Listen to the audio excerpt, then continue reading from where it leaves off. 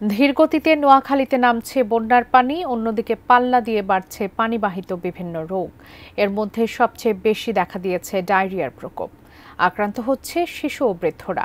এ পর্যন্ত ডায়রিয়ায় মৃত্যু হয়েছে ৩ জনের। হঠাৎ করে রোগী বেড়ে যাওয়ায় ২৫০ শয্যা বিশিষ্ট নোয়াখালী জেনারেল হাসপাতালে ডায়রিয়া রোগীদের চিকিৎসা সেবা দিতে গিয়ে হিমশিম খাচ্ছেন চিকিৎসক নার্সরা। ২০ শয্যার ডায়রিয়া ওয়ার্ডে ভর্তি রয়েছে ২৬৬ জন রোগী।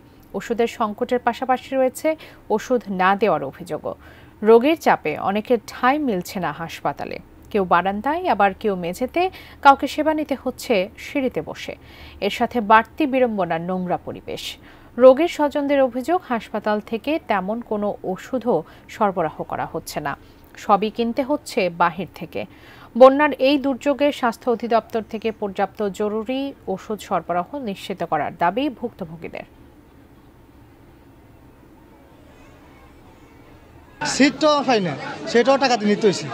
তাহলে কিছু সরকারি এরা স্লিপ লেগে দিয়েছে, বাইরে দিন সব ওষুধ নিতে হয়েছে। আমরা ডাক্তার আসে নয়, ধন ওই নার্সরা সাহায্যের আর সিস্টাররা স্যার নার্সরা আমাদের সবার সাথে দুর্ব্যবহার করে। তো না পাওয়া, আমরা সেবা না পাওয়ার কারণে আমরা চলে যাচ্ছি।